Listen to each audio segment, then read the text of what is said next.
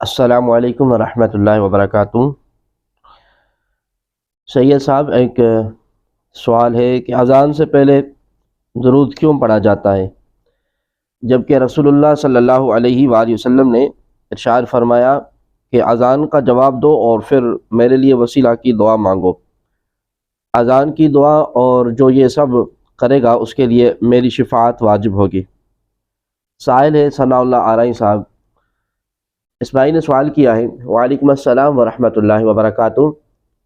میرے بھائی، قرآن مجید میں اللہ تبارک و تعالی جل جلالہ ارشاد فرماتا ہے کہ ان اللہ و ملائکتہ یصلون علی النبی یا ایھا الذین آمنوا صلوا علیہ وسلموا تسلیما۔ بے شک اللہ اور اس کے سب فرشتے نبی مکرم صلی اللہ تبارک و تعالی علیہ وآلہ وسلم پر درود بھیجتے رہتے ہیں۔ اے ایمان والو، تم بھی ان پر درود بھیجا کرو اور خوب سلام بھیجا کرو۔ اس حکم باری تبارک و تعالی میں نبی کریم صلی اللہ علیہ وآلہ وسلم پر درود و سلام بھیجنے کے لیے وقت کی کوئی قید نہیں ہے۔ آپ ذہن نشین یہ بات رکھ لیں کہ حضور علیہ الصلوۃ والسلام پر درود و سلام بھیجنے کے لیے وقت کی کوئی بھی قید نہیں ہے، اور نہ ہی اذان سے پہلے درود سلام پڑھنے کی قرآن حدیث میں کوئی بھی ممانعت آئی ہے۔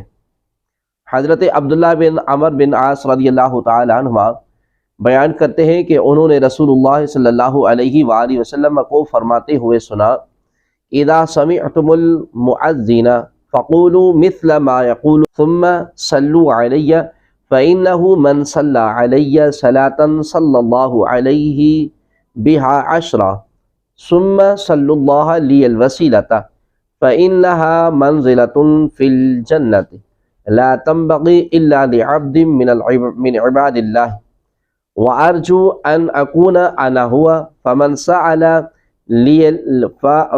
سأل للوسيلة حلت له الشفاعة۔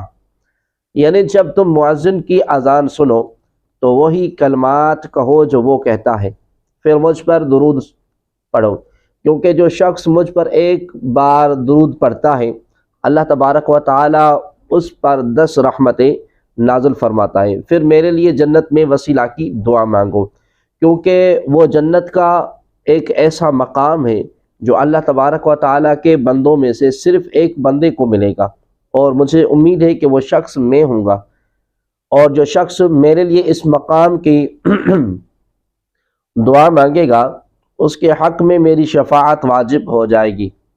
بحوالہ مسلم، صحیح مسلم کتاب الصلاۃ، باب استحباب القول مثل قول المؤذن لمن سمعه ثم يصلي على النبی صلی اللہ علیہ وسلم ثم يسأل اللہ له الوسیلہ۔